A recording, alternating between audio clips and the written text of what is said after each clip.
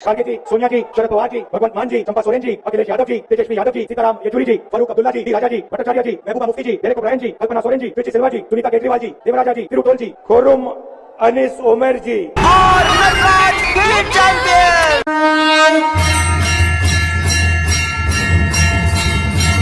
अरविंद केजरीवाल की गिरफ्तारी को लेकर विपक्ष की सारी पार्टियां एक साथ खड़ी हुई हैं और उसी रामलीला मैदान में उन्होंने शराब भ्रष्टाचार में संलिप्त अरविंद केजरीवाल की गिरफ्तारी के विरोध में रैली निकाली, जिस अरविंद केजरीवाल ने इसी रामलीला मैदान में कांग्रेस और बाकी नेताओं को जेल भेजने की बात कहकर अपनी राजनीति की शुरुआत की थी। रामलीला मैदान में देश के सबसे बड़ी पार्टी, उनके नेता सब एक साथ मंच पर उपस्थित थे। सोचिए, राहुल गांधी, सोनिया गांधी, अखिलेश यादव, तेजस्वी यादव, तमाम बड़े लीडर्स यहां पर उपस्थित थे।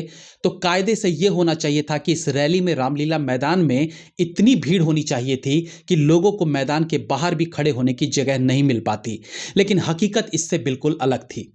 इतने दिग्गज लीडर्स के होते हुए भी यहां मुट्ठी भर जनता आई थी और जितनी कुर्सियां लगाई गई थी उनमें ज्यादातर कुर्सियों पर केवल केजरीवाल जी बैठे हुए थे, क्योंकि उन्होंने जेल से कहलवाया था कि आप आंख बंद करोगे तो चारों तरफ मैं ही नजर आऊंगा। खैर, ये मुद्दा नहीं है, लोग नहीं आए। मुद्दा यह है कि आज सारे भ्रष्टाचारी जिस प्रकार से एक भ्रष्टाचारी को सपोर्ट करने के लिए मैदान में एक साथ आ गए हैं, वो ये दर्शाता है कि किस प्रकार से विपक्ष के सारे नेताओं में एक इंसान को लेकर खौफ भरा हुआ है। खैर, रैली शुरू होने से पहले सारी व्यवस्था आतिशीज देख रही थी, लेकिन रैली पर भाषण देने का नंबर आया तो सुनीता केजरीवाल को बुलाया गया। आतिशीज अपना पीछे बैठी गुना भाग ही करती रही, क्योंकि रोज उनके मुख्यमंत्री बनने के सपनों पर सुनीता केजरीवाल को आगे करके प्रहार किया जा रहा था। सुनीता जी ने आते ही बात की शुरुआत केजरीवाल की चिट्ठी से की, जो कि वो पिछले कुछ दिनों से कर भी रही है। वो अभी तक भी जो भी बोली है खुद नहीं बोली है, बल्कि वो केजरीवाल की कही बातों को जनता को फॉरवर्ड करती आई है। उन्होंने बोला, केजरीवाल जी को इन्होंने गिरफ्तार कर लिया है, आपके केजरीवाल शेर है, शेर। मुझे समझ नहीं आता कि ये लोग धरातली बातें क्यों नहीं कर रहे हैं। आपके केजरीवाल शेर है, शेर। ये क्या है, शेर है, शेर? इसका क्या मतलब हुआ? अरे, शेर होते तो जंगल में होते ना, मुख्यमंत्री की गद्दी पर किसी जानवर को थोड़ी बिठाया जाता है। दूसरी बात कि अगर वो शेर होते तो सरकार उन्हें बचाती, सेव टाइगर्स, लेकिन यहां तो उन्हें जेल में डाला गया। आगे सुनीता जी ने कहा कि वो जिस तरह से देश के लिए लड़ रहे हैं, मुझे कभी कभी लगता है कि वो फ्रीडम फाइटर थे। मैं यही कहना चाहूंगा कि आप पर केजरीवाल जी का असर बहुत है। सुनीता जी, केजरीवाल जी कौन सी लड़ाई लड़ रहे हैं ये बताएंगे आप? आपके केजरीवाल जी को शराब केस में भ्रष्टाचार के आरोप में जेल में बंद किया गया है। ये कौन सी लड़ाई लड़ रहे हैं? मैं मानता हूं आप सीएम की बीवी हैं, लेकिन इन अर्थहीन बेसर पैर की बातों का क्या मतलब निकाला जाए? आपको सोच समझकर भाषण लिखवाना चाहिए। अब आप एक सीएम को रिप्रेजेंट कर रही हैं। उसके बाद वो एक पर्ची निकालती हैं और कहती हैं, केजरीवाल जी का संदेश सुनाती हूं, जो आजकल वो वैसे भी रोज सुना रही हैं। लेटर में लिखा रहता है कि मैं केजरीवाल आजकल जेल में बड़ा सोचता हूं, भारत माता के बारे में सोचता हूं, भारत मां बड़ी दुखी है। 2012 में अरविंद केजरीवाल जी ने इसी तरह की देशभक्ति वाली बातों से सबका उल्लू काटा था और आज 12 साल बाद भी वो इसी फॉर्मूले पर चल रहे हैं, जबकि ये सारी बातें बोलना बहुत बनावटी फील होता है। भारत माता दुखी है, भारत माता के लिए सोचता हूं, मुझे पीड़ा होती है मेरे भाई बहनों के लिए। समय बदल चुका है और किसी नेता की अंदर की चेष्टा जानने के लिए 12 साल समय बहुत होता है। इसलिए केजरीवाल जी की लिखी बातें जो सुनीता जी बोल रही थी, वो केवल नौटंकी प्रतीत हो रही थी, उससे अधिक कुछ नहीं। खैर, इसके बाद बुलाया जाता है बिहार के एक और नेताजी तेजस्वी यादव को, जो अगेन राजनीति में नेपोटिज्म, परिवारवाद के कारण है। लालू जी के बेटे हैं, जिन्हें चारे के भ्रष्टाचार के आरोप में सजा सुनाई जा चुकी है। यादव जी ने कहा कि आज हम इकट्ठा हुए हैं देश के लोकतंत्र, देश के भाईचारे को बचाने के लिए। क्या सच में ये लोकतंत्र बचाओ रैली है या एक भ्रष्टाचारी को बचाने की रैली है? वो भी ये लोग इसलिए यहां नहीं आए हैं कि केजरीवाल जी को जेल हुई है तो उन्हें बचाने के लिए आ गए। ये इसलिए यहां पर आए हैं कि आज केजरीवाल जेल गए हैं, कल हमारा नंबर भी लग सकता है, इसलिए पहले से ही कमर कस के रखते हैं। आज अगर ये ऐलान कर दो कि अब के बाद किसी नेता को गिरफ्तार नहीं किया जाएगा, तो मैं गारंटी देता हूं इस मंच पर सिवाय सुनीता केजरीवाल और आपके नेताओं के कोई दूसरा नहीं दिखेगा। वो यहां है तो इसमें इनका अपना स्वार्थ है। तेजस्वी यादव लोकतंत्र बचाने की बात कर रहे हैं। क्या इन्हें नहीं पता मीसा एक्ट क्या है? मीसा कौन है? इंदिरा गांधी के समय में लालू जी ने क्या प्रण लिया था? अपनी बेटी का नाम उन्होंने मीसा ही क्यों रखा? तब लोकतंत्र खतरे में नहीं पड़ा था जब बिहार के करोड़ों गरीब पिछड़े लोगों को, यादव जाति को सुनहरे सपने दिखाकर सीएम की गद्दी हासिल की थी। कल आपके पिताजी मुख्यमंत्री थे, फिर आपकी माताजी मुख्यमंत्री बनी, फिर आप डेप्यूटी सीएम बने हो सकता है आगे चलकर आप सीएम भी बन जाए। लेकिन वो यादव के बच्चे आज भी खेत में हल ही जोत रहे हैं, तब लोकतंत्र खतरे में नहीं आता है। और आप भाई और चारे की बात कर रहे हो, अरे चारे की बात तो वैसे भी आपको शोभा नहीं देती। उन्होंने कहा कि देश में नफरत की राजनीति की जा रही है। ये बात आप कहते हुए अच्छे लगते हो, आपके पिताजी, आपकी पार्टी जीत ही रही है नफरत की राजनीति के कारण। जातिवाद पर वोट लेना क्या नफरत की राजनीति नहीं है? पिछड़े वर्ग और उच्च वर्ग को अलग करके सबसे ज्यादा नफरत की राजनीति तो आपके परिवार ने ही की है। वो बोलते हैं आपकी लड़ाई के लिए हम सब आए हैं और आपकी लड़ाई हम लड़ रहे हैं। तेजस्वी, ये हमारी लड़ाई आप नहीं लड़ रहे हैं, आप अपनी लड़ाई लड़ रहे हैं, अपनी जान बचा रहे हैं। आप बीजेपी को हटाना इसलिए चाहते हैं ताकि आप जीत सकें। इसमें आप जनता के लिए क्या कर रहे हैं? और ये तो मत ही सोचिए कि हम जनता के मालिक बनेंगे तो जनता को बीजेपी से ज़्यादा फायदा देंगे, क्योंकि आप ऑलरेडी कई दशकों से सत्ता में हैं। तो तब आप जनता के लिए कुछ नहीं कर पाए तो आप बीजेपी को हटा के खुद गद्दी पर बैठ के कौन सा तीर मार देंगे? तेजस्वी यादव जी ने कहा कि बीजेपी वाले कहते हैं अब की बार 400 पार। वो कुछ भी बोलते हैं लेकिन जनता की मालिक तो आप हैं, जबकि केजरीवाल कहते हैं कि दिल्ली के मालिक हम हैं। जो खुद इतने घमंड में रहते हैं उसे बचाने आए लोग अब कह रहे हैं कि आप जनता जो है वो मालिक हो। तेजस्वी यादव कहते हैं कि जनता को तय करना है कि देश के शासन में कौन बैठेगा।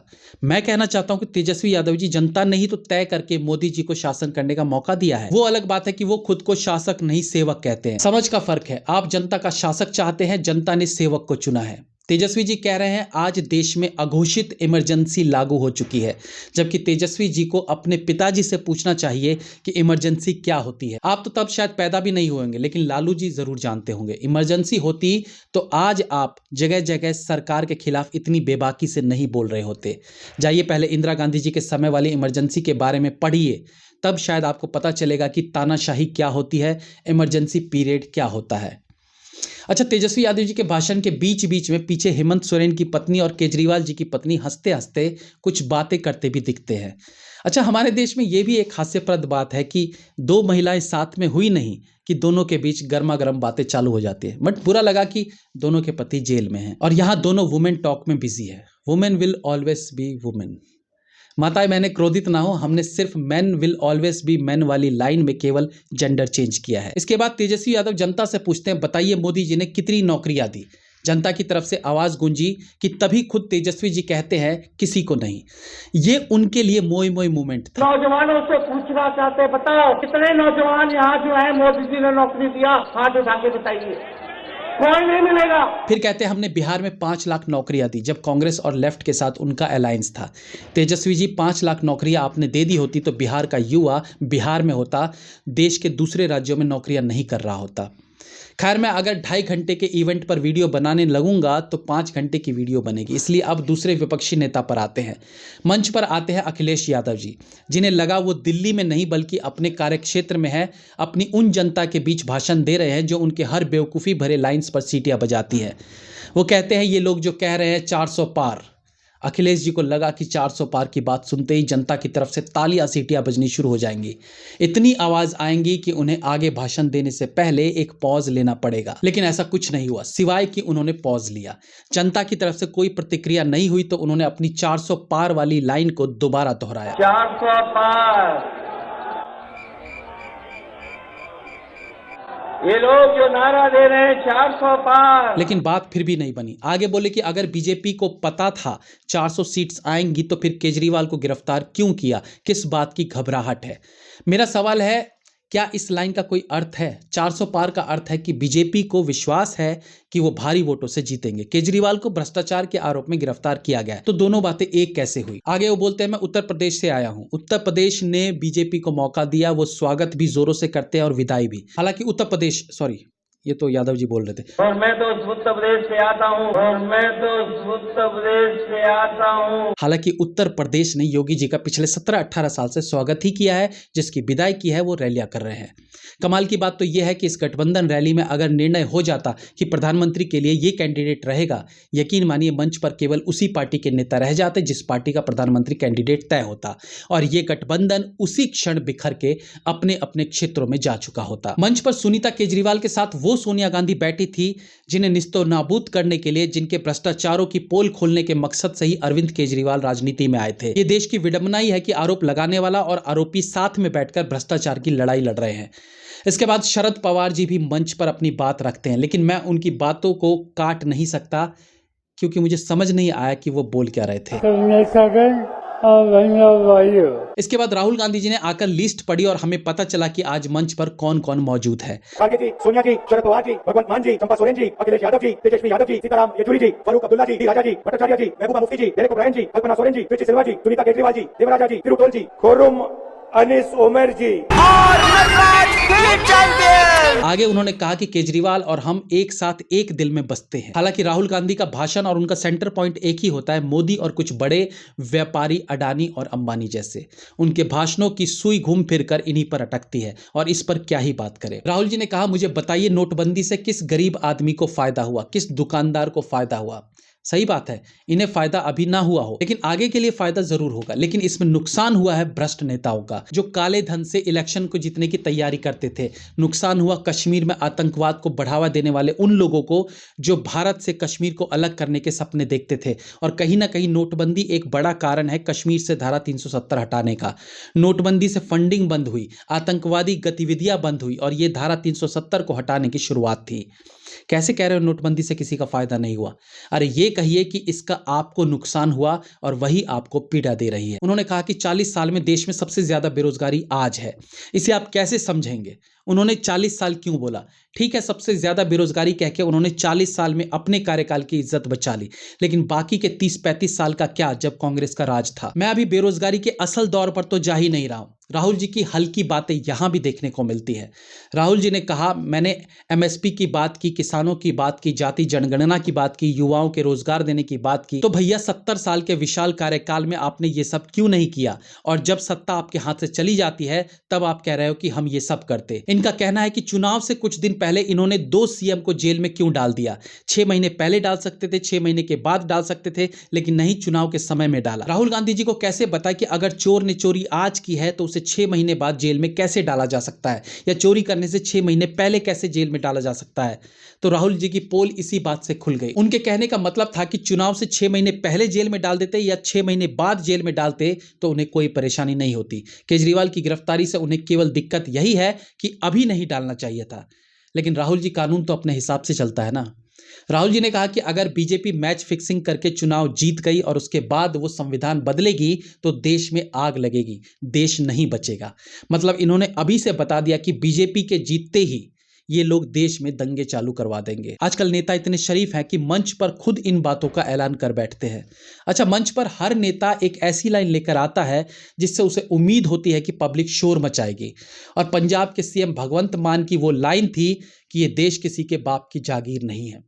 ठीक है, नेता के रूप में आप इस तरह के वर्ड्स यूज कर लो थोड़ी बहुत वाहवाही के लिए, लेकिन ये सब केवल डायलॉग बाजी लगती है। ये देश किसी के बाप की जागीर नहीं है। आपसे कहा किसने कि ये किसी के बाप की जागीर है? हालांकि ये लाइन हर देशवासी के लिए थी कि देश तुम में से किसी के बाप का थोड़ा ही है। बाद में भगवंत मान जी को रियलाइज हुआ तो बोलते हैं ये देश 140 करोड़ जनता की है। वो बोलते हैं ये क्या तरीका है, किसी के घर ईडी भेज दो, किसी का बैंक अकाउंट फ्रीज करा दो, किसी का घर छीन लो। अरे इन घरों के मालिक तुम थोड़े ही हो। पर असल में तो केजरीवाल जी कहते हैं कि दिल्ली के मालिक हम हैं, आपके खुद के आका ये बात बोलते हैं। अब आप एक बात बताइए कि जो आदमी सत्ता में है ही नहीं उसे लाखों किराए वाला बंगला क्यों दिया जाए? उन्होंने कहा कि किसी को दिहाड़ी पर पैसे देकर मोदी मोदी कहलवाना बहुत आसान है। अब कोई नेता शराब पीकर संसद में चला आता है तो कोई मे भी पैसे देकर मोदी मोदी कहलवाता है। फिर भी सेकंड चॉइस ज्यादा अच्छी है, बजाय इसके कि जिसे लोगों ने चुनकर पार्लियामेंट भेजा उसने उसे भी बार बना दिया। भगवंत मान ने सीएए का विरोध भी किया। खैर, ये था इन सभी नेताओं की रैली का कड़वा सच। इन्हें सत्ताधारियों से केवल इतनी प्रॉब्लम है कि जनता इनके साथ क्यों है, हमारे साथ क्यों नहीं है। बाकी देश के लोग खुद अपना भला बुरा समझ सकते हैं, वो तय करेंगे कि कौन कितना सच्चा है, कौन कितना झूठा है। जय हिंद, वंदे मातरम।